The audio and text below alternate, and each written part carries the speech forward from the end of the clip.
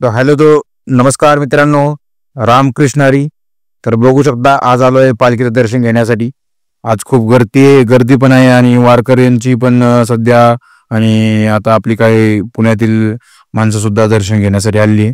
तर बघू शकता, तुम्हाला दाखवतो मी छान प्रकारे. आणि खरंच आज भाग्यवान असं आपण वाटतंय, कारण की महाराष्ट्रामध्ये एवढं छान आणि सुंदर असं वातावरण निर्माण केलंय वारकऱ्यांनी. आणि आज खरंच आपण खरंच भाग्यवान आहे. जेवढे काय आपण महाराष्ट्रीयन आहोत ना, ते भाग्यवानच आहे.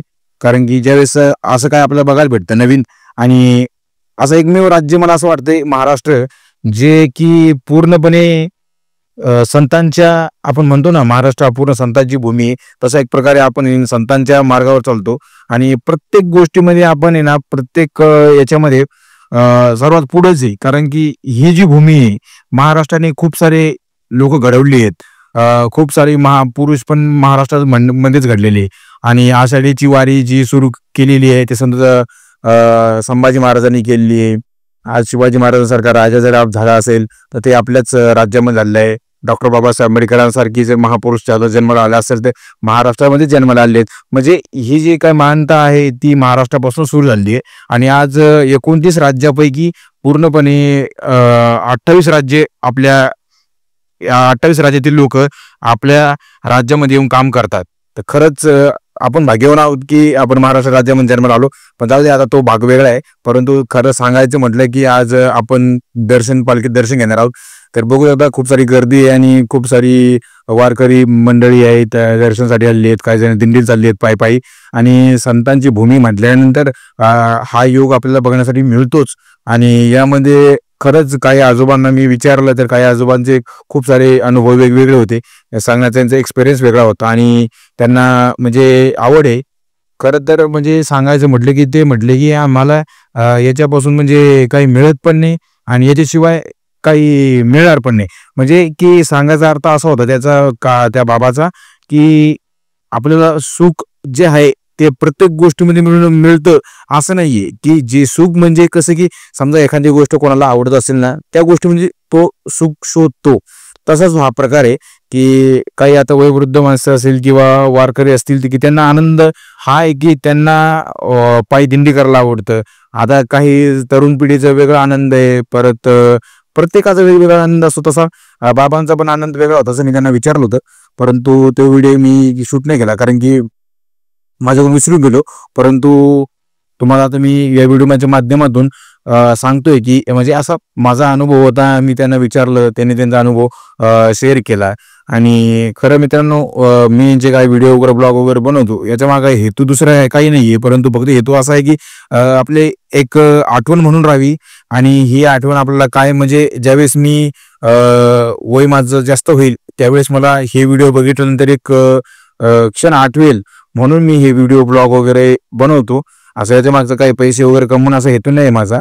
अँड तुम्हाला माझे व्हिडिओ कसे वाटतात ते नक्की कमेंटमध्ये सांगा. लाईक करा, व्हिडिओला शेअर करा आणि सबस्क्राईब करा चॅनेलला, जेणेकरून मला एक मोटिवेट होईल मी, की ज्याने मला एक असं वाटेल की बाबा माझं चॅनल आज कोणापर्यंत पोहोचतंय. त्यामुळे ना सबस्क्राईब केलं जर आपलं एक बॅकअप तयार होतं आणि असं वाटतं की बाबा करावं, अजून उत्साह निर्माण तयार होतो. तसं त्यामुळे मी तुम्हाला सांगतो की जर आवडलं असेल तर नक्कीच लाईक पण करा आणि सबस्क्राईब करून ठेवा चॅनलला. बस बाकी काय तुम्हाला एवढंच मागू शकतो मी. आणि आज आता पालखीत दर्शन वगैरे छान प्रकारे घेणार आहेत. आणि एवढी वारकऱ्यांना आपण सध्या खूप म्हणजे एक उत्साह निर्माण झालेला आहे यांना बघून, की आज आपली युवा जनरेशन पिढी कुठल्या मार्गाला चालली आहे. आणि ही जी लोक आहेत, जी आता ही जे पूर्ण जेवढे काय ही लोक आली सगळे गावकडली लोक आहेत आणि सगळे गावकरी मंडळी आहेत. आणि ही गावकरी मंडळी जी आहेत ना, ती आज आपली संस्कृती जोपासते, संस्कृती आपली जोपासण्याचं काम करते. आणि एक खरं म्हटलं ना, जो आपला युवा जनरेशन जी हरवलेली आहे या गोष्टीपासून दूर चाललेली आहे. आणि बहुतांश मला असं वाटतं की आता महाराष्ट्र असा भाग आहे की या महाराष्ट्रामध्ये थोडंफार आपण म्हणजे आपल्या संस्कृतीला चिटकू नये. म्हणजे महाराष्ट्र जर बघितला बाहेरच्या राज्यामध्ये ज्यावेळेस दिल्लीमध्ये जाल किंवा हरियाणा, पंजाब वगैरे या भागामध्ये, मी नाव ठेवत नाही कुठल्या स्टेटला, परंतु या भागामध्ये जाल ना तुम्ही तर तुम्हाला खूप असे गलिच्छ वातावरण बघण्यासाठी मिळेल. परंतु महाराष्ट्रामध्ये खरं थोडीफार आपली संस्कृती जोपासलेली आहे. पण महाराष्ट्राची जी संस्कृती आहे, जी उद्ध्वस्त होण्याचं काम जे करत आहे, हे फक्त सर्वात मोठं बॉलिवूड करत आहे. आणि खरंच मित्रांनो, बॉलिवूडचे गाणी ऐकण्यापेक्षा, बॉलिवूडचे मूवीज बघण्यापेक्षा आपली मराठी इंडस्ट्री खूप छान प्रकारे असं काम करते. मराठी इंडस्ट्री आपल्या समोर साक्षात जे होतंय तेच मांडते, ते सांगण्याचा प्रयत्न करते. जो आता समजा मुळशी पॅटर्न सारखा मूवी असेल, यामधून आपल्याला आता सध्या वास्तव परिस्थिती सांगण्याचा एक हेतू आहे. आणि त्या मागे बॉलिवूडचा हेतू होता की पैसे कमवणं, त्यामुळे त्यांनी त्याचा रिमेक केला आणि अशा गोष्टी होतात. म्हणजे मला सांगायचं की आपणच आपल्या लोकांचा तिरस्कार का करतोय, आपणच आपल्या लोकांना दूर ढकलतोय, या गोष्टी थोडी जाण ठेवा. कारण की आज जेवढी काय अजय अतुल सरांनी गाणी म्हटली आहे, तेवढी आज सगळी विठ्ठलाची जेवढी काय व्हिडिओ स्टेटस किंवा जे काही लोक ब्लॉग वगैरे काय बनवत होतात, त्याच्या मागे सगळं यांचीच गाणी आहेत. ज्यावेळेस तुम्हाला हे आठवतात, म्हणजे सांगण्याचा अर्थ असा आहे की आपण आपल्या महाराष्ट्राला अजून सुद्धा हे करू शकतो, वरपर्यंत घेऊन जाऊ शकतो. तर आपण आपल्या याला सपोर्ट केला पाहिजे या व्हिडिओच्या माध्यमातून मी सांगतो. कारण की सध्या आता मला असं वाटतं की आपण आपल्या लोकांना साथ दिली पाहिजे, म्हणून मी तुम्हाला सांगतोय या व्हिडिओच्या माध्यमातून. असा हा क्षण आता लाभलाय म्हणून तुम्हाला सांगतोय. नाहीतर काही जण आता म्हणतील की तुला काय करायचं, तो हे वगैरे. परंतु ठीक आहे, मला काय करायचं नाही. परंतु माझा एक सांगण्याचा एक उद्देश होता की बाबा आपणच आता सध्या आपल्याच लोकांना वर ढकलण्याचा प्रयत्न केला पाहिजे. आता केव्हापर्यंत आता आपण एकमेकाचे पाय ओढणार ना. आता शिवाजी महाराजांच्या काळापासून आपण एकमेकाचे पायच ओढत आलोय.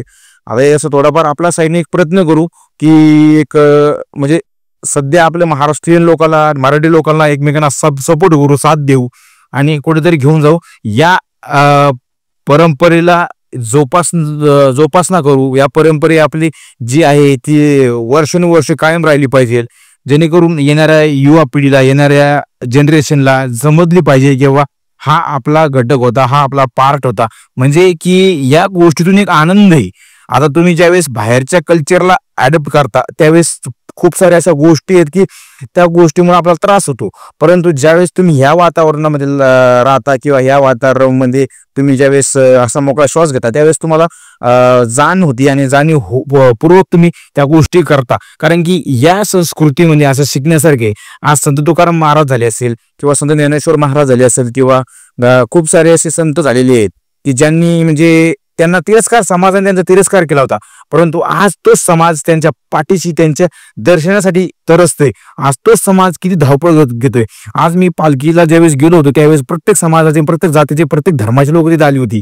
आणि ती सर्व लोक जी आहे ना, की प्रत्येक लोक घाई गर्दी, फक्त दर्शनासाठी गर्दी. आज संत तुकाराम महाराजांच्या पालखीला फक्त हात लावण्यासाठी लोक तरसत होती, लोक खाली पडत होती.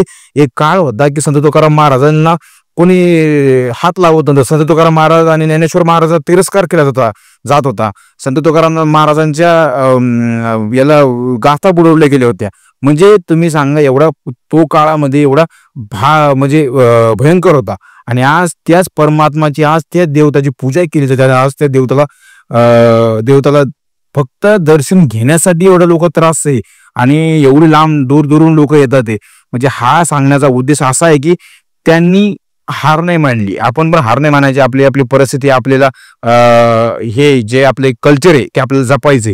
ह्या गोष्टीचं थोडंसं आपणच या गोष्टीपासून म्हणजे गोष्टीची जाणीव ठेवू आणि याच्यावर आपण काम करू. कारण की कसं असतं, ही गोष्ट आहे ना, आता माझं काम होतं की संदेश पोहोचवणं, माझं काम होतं की आपण म्हणजे असं सुरुवात करू, म्हणून सांगण्याचा हा उद्देश होता. आता महाराष्ट्रीय लोक, आपली ही संस्कृती आहे म्हणून आपल्याला जपणं भागच आहे. कारण की महाराजांच्या काळापासून महाराजांचे पण गुरु संत तुकाराम महाराज होते. खरंच म्हणजे दैविक शक्ती आणि दैविक महापुरुष होते छत्रपती शिवाजी महाराज. कारण छत्रपती शिवाजी महाराजांना कोणाला ते समोर दिसत होतं, ते छत्रपती शिवाजी महाराजांना दिसत होतं.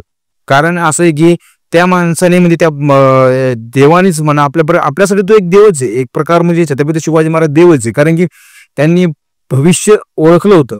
भविष्य त्यांनी संभाजी महाराजांना सुद्धा भविष्य सांगितलं होतं की तुम्हाला धोका इतरांपासून नाही, हे तुम्हाला धोका तुमच्याच याच्यापासून आहे, नातेसंबंधापासून. म्हणजे एवढंच शिवाजी महाराजांचं डोकं चालत होतं. तर विचार करू शकता तो माणूस, म्हणजे तो महापुरुष कसा असेल. असं सांगण्याचा उद्देश म्हणजे की ही जी काही महापुरुष असेल किंवा काही कुठली म्हणजे संत लोक असतील किंवा कोणी असेल ना, तर आपल्या महाराष्ट्रानेच दिलेली आहे आणि आपल्या महाराष्ट्रात घडलेली आहे. त्यामुळे थोडा असं वाटतं की आता महाराष्ट्रातूनच भरपूर काही घडत आणि आपलंच ते जपणं गरजेचं आहे. आज महापुरुषांची ओळख जी आहे ती फक्त डीजे समोर गाणे वगैरे जयंती वगैरे करून संपत चाललेली आहे. आज खरं म्हटले ना, महाराष्ट्र सरकारने फक्त महाराष्ट्र सरकारला आज याच्यावर काहीच नाही करायचं. महाराष्ट्र सरकारला नुसतं बसूनच राज्य करायचं एवढं सगळं महापुरुषांनी आपलं करून ठेवले. आज तुम्ही बघू शकता छत्रपती शिवाजी महाराज जे गड किल्ले जर सुधारवले, आज तुम्ही छत्रपती शिवाजी महाराजांचे स्मारक उभा करता, स्मारक पाण्यात पडताय ते. या गोष्टी करण्यापेक्षा तुम्ही छत्रपती शिवाजी महाराजांचे पालखीचं दर्शन झाल्यानंतर मी निघालो होतो मागे आणि मागे त्यांनी ही गर्दी बघितली. गर्दी बघितल्यानंतर कळालं की कोणीतरी खाली पडलेला आहे माणूस कुठला तरी. अचानक तो पडलाय. फोटो काढताना पडला का व्हिडिओ काढताना पडला ते माहीत नाही, परंतु बघू शकता आपण, तुम्हाला दाखवतो मी छान प्रकारे असं झूम करून सुद्धा की हा मुलगा पडलाय. आता तुम्ही सांगा आता कसं ही व्हायचं आता या युवा पिढीचं. असा जर व्हिडिओ फोटो काढण्यासाठी जर तुम्ही एवढे धडपड करत असाल थोडंसं फार जाण ठेवा घरच्यांची, परिवाराची. कोणीतरी पाठीमाग आहे जे आपली वाट पाहते. आता बघू शकता आता याला काढण्यासाठी रेस्क्यू करण्यासाठी मिलिटरी वगैरे आणि दुसरी आपली जेलपरी गाडी आलेली आहे आणि याला ती रेस्क्यू करतील आता मला असं वाटतंय आणि लवकरात लवकर तो बाहेर येईल. आय थिंक मला वाटतं की त्याचा बोट वगैरे आणून त्याला बाहेरच काढतील. आता खाली बघू शकता रस्सी वगैरे टाकलेली आहे जेलपरी कुणी, परंतु आता त्याला त्याच्यामध्ये सुद्धा बसून वरती येता येणार नाही, कारण की तिला वरती ओढायचं म्हटल्यानंतर तुटलं बिटलं तर परत तो पाण्याचा फ्लो खूप. मेरा ये चैनल सब्सक्राइब करें और मेरे हर अपडेट आपको मिले इसके लिए बेल आइकन जरूर दबाइएगा। आप सभी को मेरी ढेर सारी शुभकामनाएं।